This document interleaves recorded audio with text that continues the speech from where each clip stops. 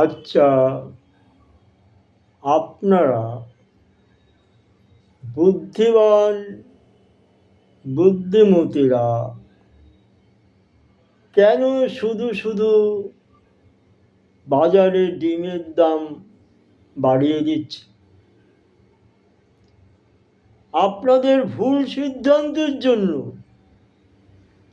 আপনাদেরই খাদ্য সামগ্রী ডিমের দাম বৃদ্ধি পেতে চলেছে। 50 পয়সা করে ডিমের দাম বেড়ে যাচ্ছে, ডজনে 6 টাকা বেড়ে গিয়েছে। এই পরিস্থিতিতে আপনাদেরই তো সংযত হওয়া উচিত।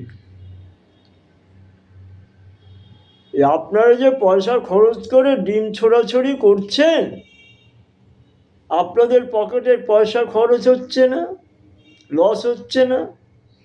ডিমের দাম বেড়ে গেলে সাধারণ পাবলিক জনগণ আপনারা বেশি পয়সা ডিম কিনতে হবে না, পকেট মারা তো যাবে আপনাদের।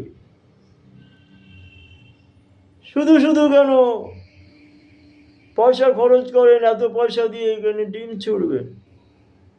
আপনাদের কাছে তো বিনা পয়সায় ভালো জিনিস পাওয়া যায়, আপনাদের কাছে আছে।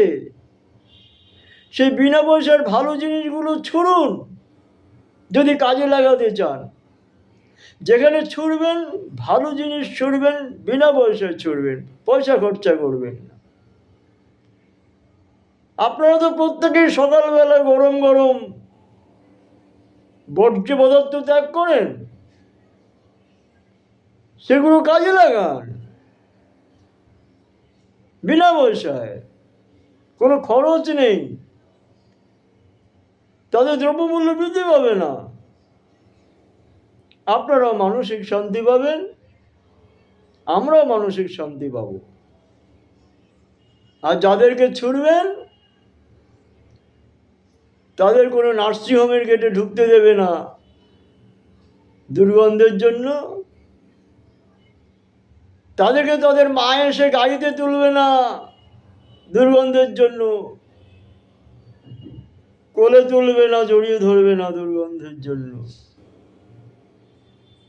মাঝখান থেকে আপনাদের অনেক পয়সা বেঁচে যাবে, বাজারে ডিমের দাম বৃদ্ধি পাবে না, দ্রব্যমূল্য বৃদ্ধি পাবে না, জুতো চপ্পল নষ্ট হবে না। জুতোকে অপমান করবেন না, ডিমকে অপমান করবেন না। বর্জ্য পদার্থ গরম গরম যেগুলো আপনারা সকালে ফেলে দিচ্ছেন, সেগুলো কাজে লাগান। এতটুকুনি বলছি। জয় হিন্দ, জয় ভারত। জয় হিন্দ, জয় ভারত। জয় হিন্দ,